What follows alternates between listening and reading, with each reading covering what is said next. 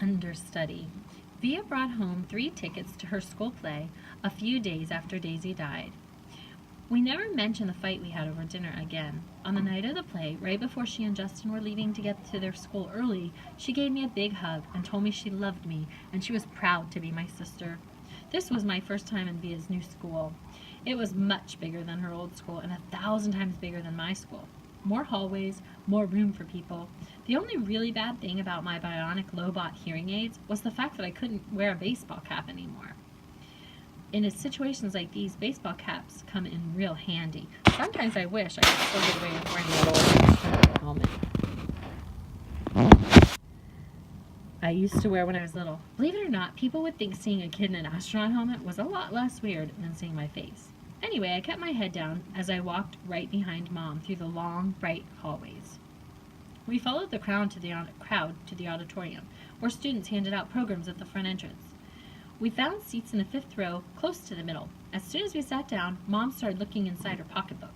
"I can't believe I forgot my glasses," she said. Dad shook his head. Mom was always forgetting her glasses, or her keys, or something or other. She's flaky that way. "You want to move closer?" said Dad. Mom squinted at the stage. "No, I can see okay." "Speak now or forever hold your peace," said Dad. "I'm fine," answered Mom. "Look, there's Justin," I said to Dad, pointing out Justin's picture in the program. "That's a nice picture of him," he answered, nodding. "How come there's no pictures of Via?" I said. "She's an understudy," said Mom. "But look, here's her name." "Well, why do they call her an understudy?" I asked. "Wow, look at Miranda's picture," said Mom and Dad. "I didn't think I'd recognize her." "Why do they call it understudy?" I repeated. "It's what they call someone who replaces an actor if he can't perform for some reason," answered Mom. "Did you hear Martin's getting married?" Dad said to Mom. "Are you kidding me?" Mom answered, like she was surprised. "Who's Martin?" I asked. "Miranda's father," Mom answered, and then to Dad, "Who told you?" "I ran into Miranda's mother in the subway. She's not happy about it. He has a new baby on the way and everything." "Wow," said Mom, shaking her head. "What are you guys talking about?" I said. "Nothing," answered Dad. "But why do they call it an understudy?" I said. "I don't know, Augie Doggy," Dad answered. "Maybe because the actors kind of study under the main actors or something. I really don't know." I was going to say something else, but then the lights went down. The audience got very quiet, very quickly. "Daddy, can you please not call me Augie Doggy anymore?" I whispered in Dad's ear. Dad smiled and nodded and gave me a thumbs up. The play started, the curtain opened, the stage was completely empty except for Justin, who was sitting in an old rickety chair tuning his fiddle. He was wearing an old-fashioned type of suit and a straw hat. "This play is called Our Town," he said to the audience. "It was written by Thornton Wilder, produced and directed by Philip Davenport. The name of the town is Grover's Corners, New Hampshire, just across the Massachusetts line, latitude 42 degrees 40 minutes, longitude 70 degrees 37 minutes. The first act shows a day in our town. The day is May 7th, 1901. The time is just before dawn." I knew right then and there that I was going to like the play. It wasn't like other school plays I've been to, like The Wizard of Oz or Cloudy with a Chance of Meatballs.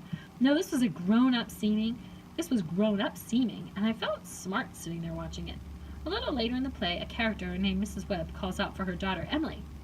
Now, I knew from the program that that part was the part Miranda was playing, so I leaned forward to get a better look at her. "That's Miranda?" Mom whispered to me, squinting at the stage when Emily walked out. "She looks so different." "It's not Miranda," I whispered. "It's Via."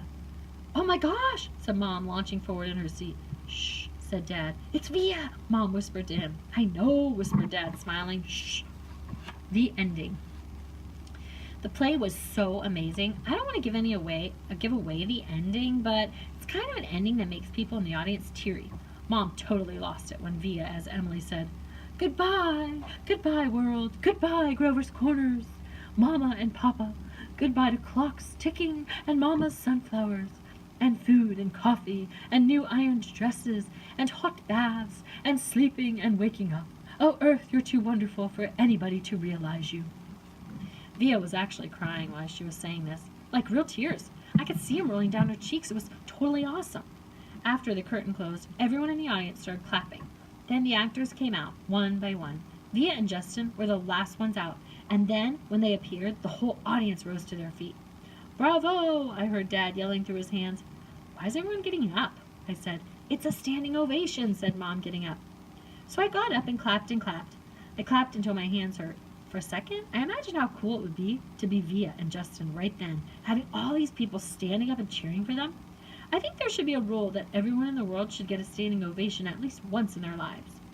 Finally, after I don't know how many minutes, the line of actors on stage stepped back and the curtain closed in front of them. The clapping stopped and the lights went up, and the audience started getting up to leave. Me and Mom and Dad made our way to the backstage. Crowds of people were congratulating the performers surrounding them, patting them on the back. We saw Via and Justin at the center of the crowd, smiling at everyone, laughing and talking. "Via!" shouted Dad, waving as he made his way through the crowd. When he got close enough, he hugged her and lifted her off the floor. "You are amazing, sweetheart." "Oh my gosh, Via!" Mom was screaming with excitement. "Oh my gosh! Oh my gosh!" She was hugging Via so hard I thought Via would suffocate, but Via was laughing. "You were brilliant," said Dad. "Brilliant," said Mom, kind of nodding and shaking her head at the same time. "And you, Justin," said Dad, shaking Justin's hand and giving him a hug at the same time. "You were fantastic."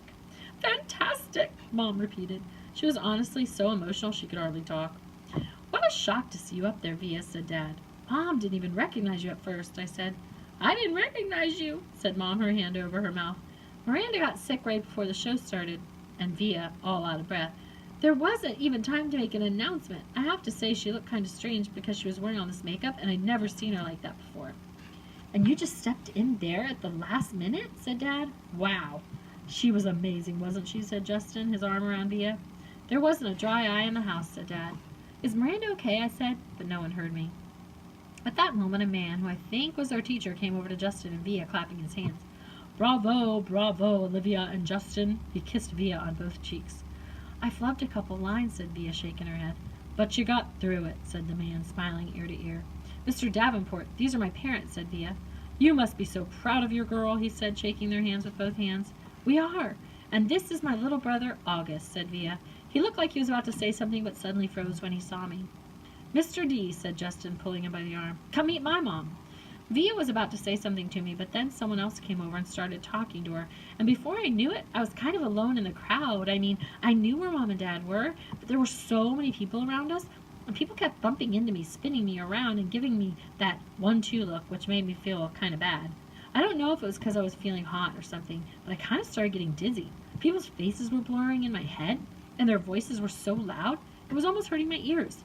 I tried to turn the volume down on my Lobot ears, but I got confused and turned them louder at first, which kind of shocked me.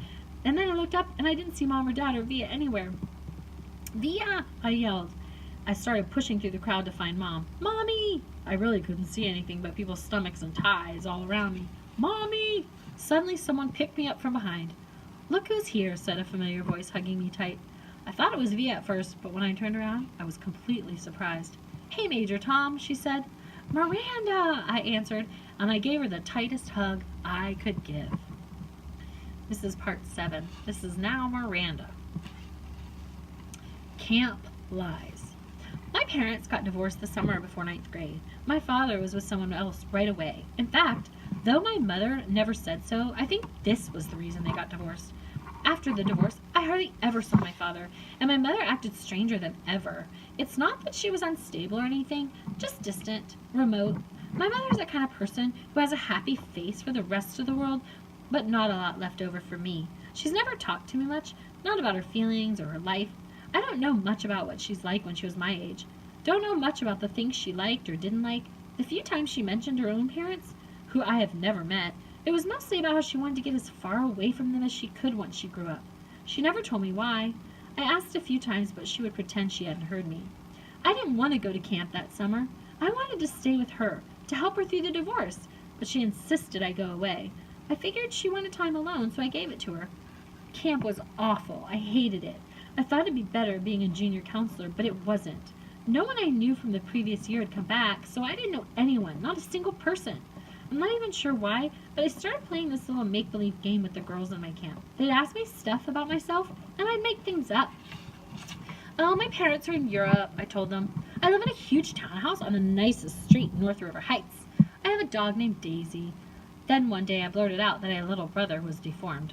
I have absolutely no idea why I said this. It just seemed like an interesting thing to say, and of course the reaction I got from the little girls in the bungalow was dramatic. "Really? We're so sorry. That must be tough," etc., etc. I regretted saying this the moment it escaped from my lips, of course. I felt like such a fake. If Via ever found out, I thought, she'd think I was such a weirdo. I felt like a weirdo. But I have to admit, there was a part of me that felt a little entitled to this lie. I've known Augie since I was 6. I've watched him grow up. I've played with him. I've watched all 6 episodes of Star Wars for his sake, so I could talk to him about the aliens and bounty hunters and all that. I'm the one that gave him the astronaut helmet he wouldn't take off for 2 years. I mean, I've kind of earned the right to think of him as my brother. And the strangest thing is that these lies I told, these fictions, did wonders for my popularity. The other junior counselors heard it from the campers, and they were all over it. Never in my life have I ever been considered one of the popular girls in anything. But that summer in camp, for whatever reason, I was the girl everybody wanted to hang out with. Even the girls in Bungalow 32 were totally into me. These were the girls at the top of the food chain. They said they liked my hair, although they changed it. They said they liked the way I did my makeup, though they changed that too. They showed me how to turn my t-shirts into halter tops. We smoked, we snuck out late at night, and took the path through the woods to the boys' camp. We hung out with boys. When I got home from camp, I called Ella right away to make plans with her. I don't know why I didn't call Via. I guess I just didn't feel like talking about stuff with her. She would have asked me about my parents and about camp. Ella never really asked me about these things. She was an easier friend to have in that way. She wasn't serious like Via. She was fun. She thought it was cool when I dyed my hair pink. She wanted to hear all about those trips through the woods late at night. School. I hardly saw Via at school this year, and when I did, it was awkward.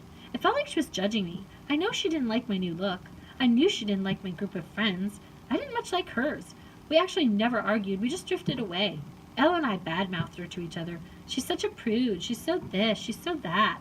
We knew we were being mean, but it was easier to ice her out if we pretended she'd done something to us. The truth is, she hadn't changed at all. We had. We'd become these other people, and she was still the person she'd always been. That annoyed me so much, and I didn't know why.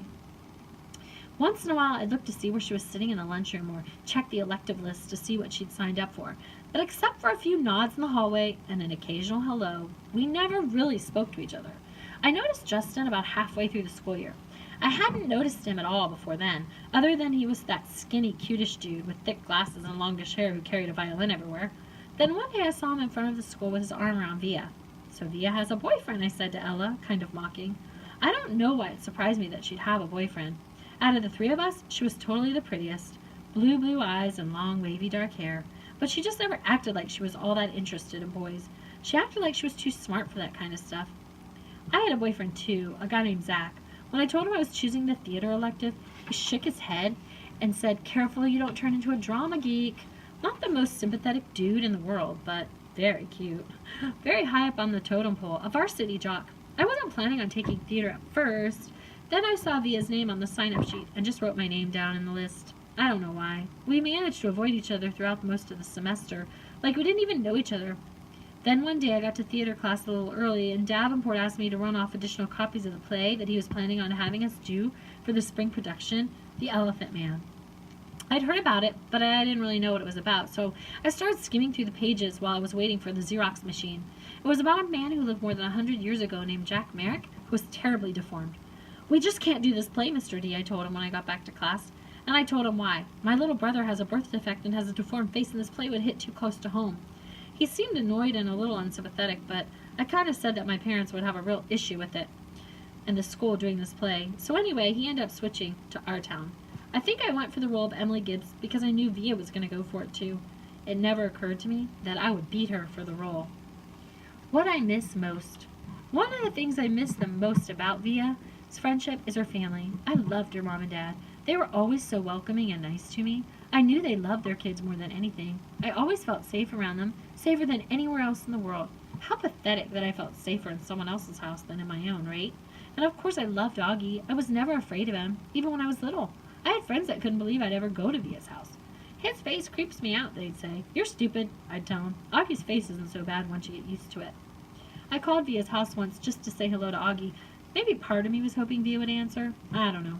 "Hey, Major Tom," I said, using my nickname for him. "Miranda!" He sounded so happy to hear my voice, it actually kind of took me by surprise. "I'm going to regular school now," he told me excitedly. "Really? Wow," I said, totally shocked. I guess I never thought he'd go to a regular school. His parents have always been so protective of him. I guess I thought he'd always be that little kid in the astronaut helmet I gave him, talking to him. I could tell he had no idea that Vi and I weren't close anymore. It's different in high school, I explained to him. I end up hanging out with loads of different people. I have some friends in my new school, he told me. A kid named Jack and a girl named Summer. That's awesome, Augie, I said. Well, I was just calling to tell you I miss you and hope you're having a good year. Feel free to call me whenever you want, okay, Augie? You know I love you always. I love you too, Miranda. Say hi to Via for me. Tell her I miss her. I will. Bye.